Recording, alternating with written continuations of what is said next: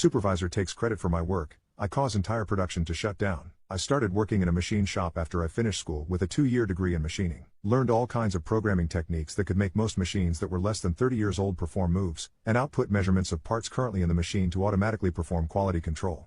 This greatly increases quality of parts as well as reduce waste and human error. I also learned many tricks along the way to make sure that my work could not be stolen. It's my first day on the machine shop floor, and I immediately notice inefficiencies in all the machines in my station. We had to manually perform quality control, sacrificing production time, while also leaving tons of room for human error due to the poor quality of measuring instruments in the shop.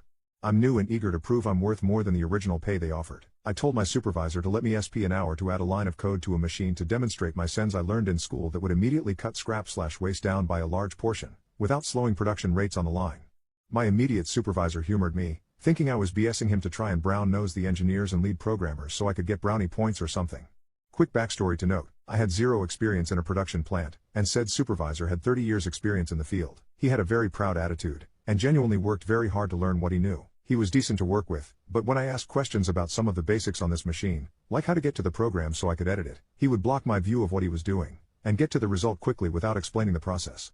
Being new and wanting to learn, I'd always ask to have him show me what he did. He always refused, and claimed it was his way of securing his job. Anyway, I programmed the function into the machine in about 2 hours, 40 minutes, and when it comes time to demonstrate the process, it catches a part that is out of tolerances according to the blueprint.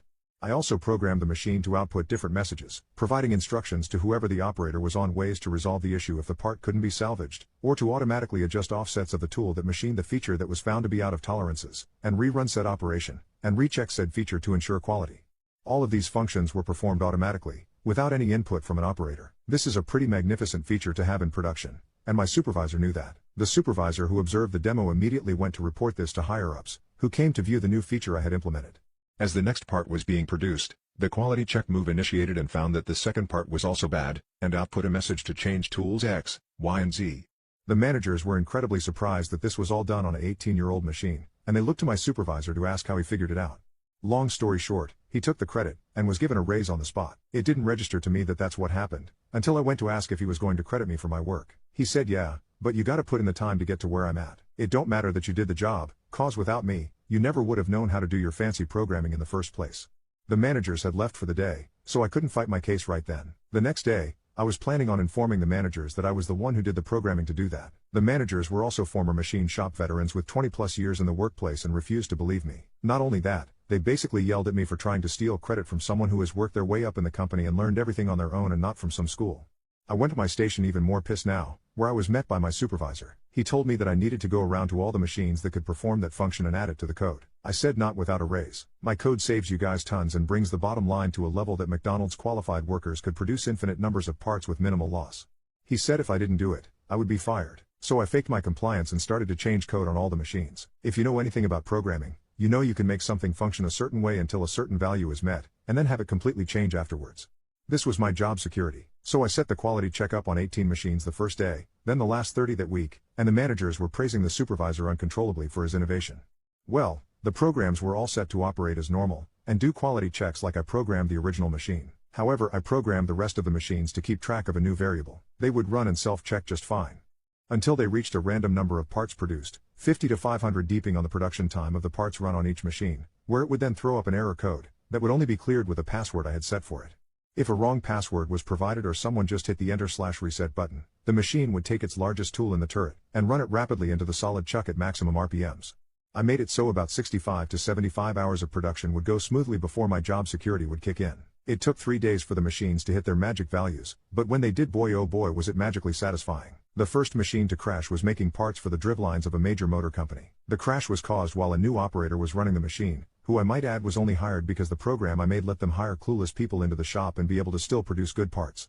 When he tried to clear my password code, the lathe started turning at 2,500 revolutions per minute with a large heavy drive shaft base in the holder, switched to a huge drill, and ran the drill into the holder, causing the tool holder to be knocked off axis, the part holder and tools to be destroyed, as well as cost the company tons to get someone from the machine's maintenance team out to repair it. After the first glorious crash, I menacingly mentioned to the supervisor, "You should check your codes to make sure they're working properly." He went ghost white. Not a second after, 3 more machines simultaneously crash in glorious fashion. He starts to chew me out, saying I'm in huge trouble, but as he starts cursing, the managers are there to have him go diagnose the problems with his codes. The supervisor, Not wanting to admit he stole my work, doubles down, and says confidently I know what the problem is, and walks off to the crashed machines. Not a minute after they turn a corner, more machines start crashing. I just sit idly by and listen to the glorious sounds of my nuclear revenge playing out. A few minutes later, all the workers are told to stop production completely. We are all kept in the shop until they can figure out the problems. This is a 24-hour production facility with 3 shifts of workers coming in 7 days a week, mind you. Our shift is nearly over and we've all been idle for about 7 hours. The next shift comes in and we leave for the day. I hear nothing from the shop, so I just go in the next day as normal. Turns out they tried to fire machines back up during the night shift and 18 more machines crashed like the others. The plant did a formal layoff of most of the workers the next week, as they were hemorrhaging money from all the damaged machines on top of labor paid without any production. We filed a class action suit against the company for unemployment, lost vacation time, dangerous work conditions due to the severity of the crashes, etc. The company went bankrupt from the lawsuits and losses in production/machine repairs. The guy who took my credit was obviously fired, and had an article in the paper about him sabotaging the company's production. He obviously told them I was responsible for the crashes, but the company found out that the code to my password program was his name. They believed he did this out of spite cause he was refused a raise the previous year and his threats to them after his last evaluation. Sucks to suck lol. Uncle made fun of me for not graduating high school and called my mom names, so I took away his business, marriage, kids, and freedom. So this story happened a few years ago back in 2016 when I was in my senior year of high school. Excuse my spelling mistakes, English is not my first language. BTW, this is a repost. This post was up yesterday but I had to delete it to make it more easy to read and fix grammar mistakes that I have missed.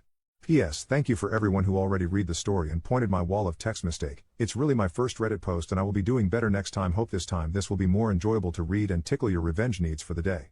I will start with some infos about the victim of this story, or in better terms the asshole that got what he deserved in the end. My dad has 3 siblings, all older than him and all equally shitty human beings. They bullied my dad for years and made his childhood hell after their parents divorced due to him being slightly darker in skin tone than them. Grandma is white, grandpa is brown skinned.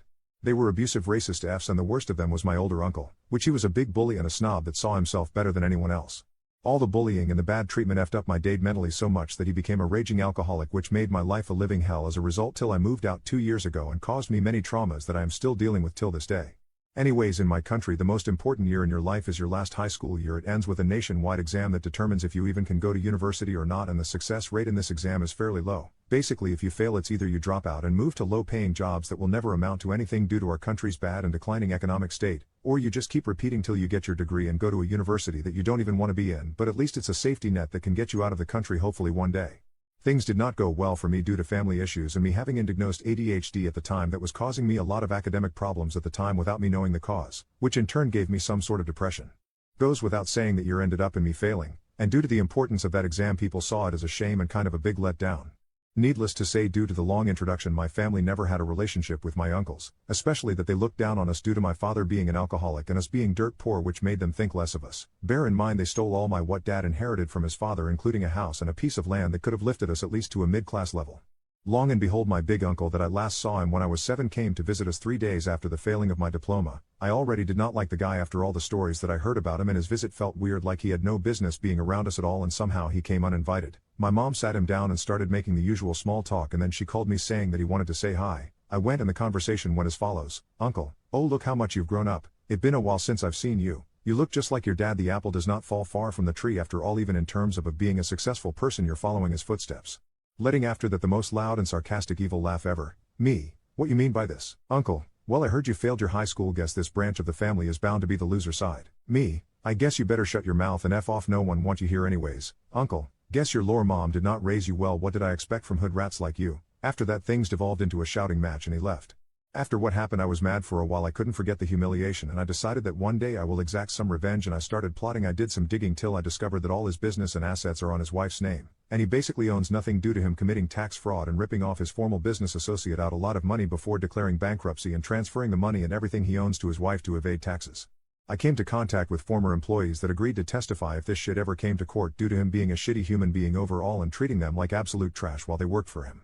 Move forward a few months and trust me Reddit, I made this account just to tell this story because what happened later was basically a gift from the gods that helped this story go from pro-revenge to nuclear real quick. I couldn't even hope for a better outcome than this. He came to our house again to speak to my dad because he wanted to make a golden custom ring for his daughter in her 10th birthday. My dad is a jeweler. While he is in our house he called out for me asking for a phone charger because his phone is dying, and at that moment I almost jumped from glee. It's my chance to get his phone and dig around, maybe I can find any documents or emails that can be used later in the police case I was assembling against him. I told him I don't have a brick but I can charge his phone with a cable from my laptop. Him not knowing any better like the boomer he is, he gave me the phone without batting an eye. His phone had a passcode and asking for it was too suspicious, so my plan to check his email went down the drain, but still I removed his SD card, put it in my laptop and copied all his files, charged his phone and gave it back. He eventually left and boom locked my room and started to check all the files. I found nothing at all, but as soon as I was giving up I found a well-hidden file with few videos on it, and then I struck gold. A full-blown spicy tape of him with another woman with his face fully available, clear as daylight, and I was literally singing to myself from excitement. The revenge. For a few weeks I made a Facebook account, made it look like it's his mistress's account, made a bunch of other accounts that looked like friends and family commenting and interacting with her.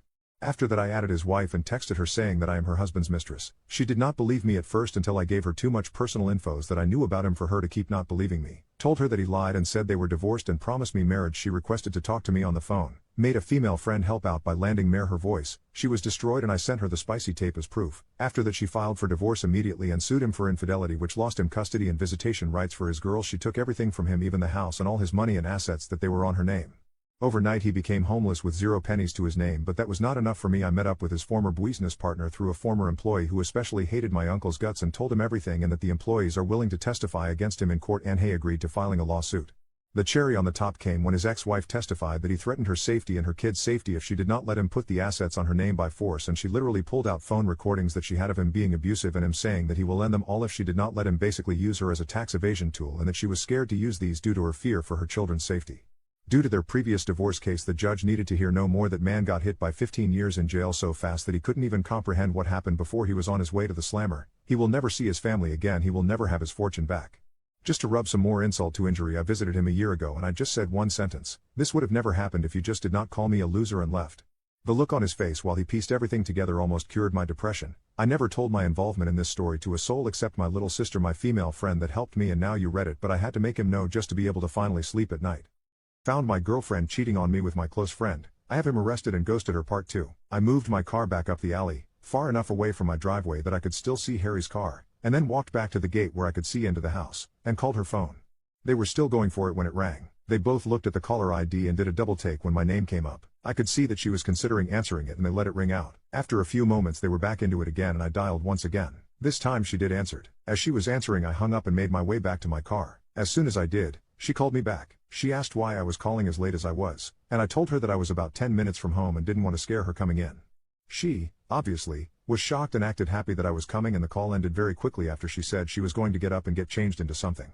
I said bye and hung up. A few moments later, Harry came peeling through the gate and still half naked, jumped into his car, took off like a bat out of hell. I smiled a little, knowing the fear that both of them would be feeling from being so close to being caught. I waited a few moments before turning my car into the same place Harry had been moments earlier. The night was fairly uneventful afterwards, and it wasn't until after she was asleep that I got up and went to my office down the hall.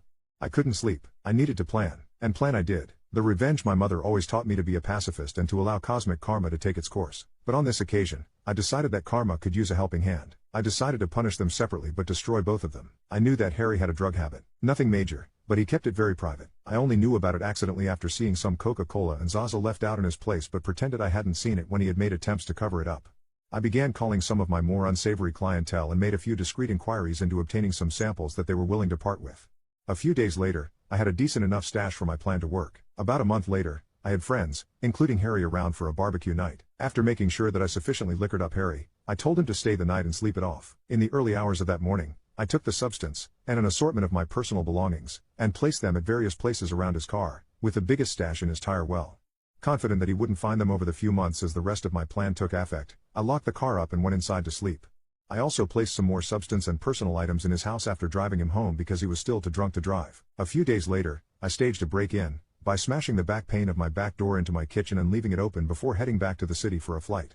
I had several messages the moment I landed. One from my clearly panicked mom, who had found the back door smashed open and had called the police, one from Catherine in tears, and one from the local police asking me to call. After returning all the calls, I informed the police I was away on business, and that I would be back the following week to talk with them. While away, I got Catherine to stay with my parents until after I got back, and asked my dad to organize one of the local security companies to install cameras and an alarm system after getting the go-ahead from the police as to not ruin the scene of the crime. After getting home, I did the usual "my God, I can't believe this has happened and why would anyone do this?" routine. After doing a thorough check of everywhere, finding that the items I had taken were missing and filing a police report, I had the security company's rep talk Catherine and I through how the cameras and alarm system worked. Then came the question I had been waiting for. The question of what happens if we are doing some business and don't want it recorded. She acted a bit shy asking this question, but I knew exactly the reason she was asking. He assured us that this was a question he got asked a lot, and we were shown on the home computer, if we wanted to be doing things without it being recorded, how to stop the recording for certain cameras, so that we could protect her modesty. As I was walking him out, I asked him if cameras were turned off, could a notification be sent out, just as a security precaution. He came back in and helped me through how to set up email notifications and left shortly after. Fantastic. All I had to do was wait. At this stage, I approached our /legal advice for some help in relation to couples law in my country. I needed to make sure that my upcoming plan could legally be done and that I would not be forced to pay out any money or equity to Catherine, as I didn't know if we were classified as a de facto couple or not. Being the sole benefactor of Rachel's estate, I didn't want to be left with any nasty surprises where Catherine could take any of the estate away from me. Shout out to those guys and gals there, as they helped me get in contact with a great lawyer who assured me, due to the fact that although we had been dating for close to 4 years, we had not been living together long enough to be classified as de facto, and because I was paying all the utilities on the property that she was living in and didn't pay rent, showed that she had no legal standing to make a financial claim against me. Just to be sure though, he drew up what I felt was a pretty ironclad document just in case there was any legal trouble. The following week, my work had approached me, and offered me a promotion to move back to the city and run the team that I was a part of, meaning I wouldn't need to travel as often and be in the one location, and due to the success of being located in my hometown, that they were considering having 3 to 5 representatives spend 1 to 2 weeks in the larger surrounding towns including my hometown as a part of my team. I said yes, and began the process of beginning my transfer, which would take about 6 weeks. Perfect. More than enough time to gather all my evidence. Upon getting back to my hometown the following week, I began to start in motion the rest of my plan. I asked Harry to approve 1 week's worth of vacation for Catherine for 2 weeks' time. I wanted to send her and a friend or two away on a retreat before I made the biggest decision of my life for a second time. He jumped up and gave me a huge hug, congratulating me on being prepared to take the leap again. I hugged him back tight, but not the way I think he imagined it at the time. He agreed and blocked out the week for me. I asked him not to say anything to anyone, as I wanted to make it as big a surprise as I could. I knew that it would spread like wildfire around the office regardless, but that was my plan. Check out the thrilling conclusion in part 3 posted now.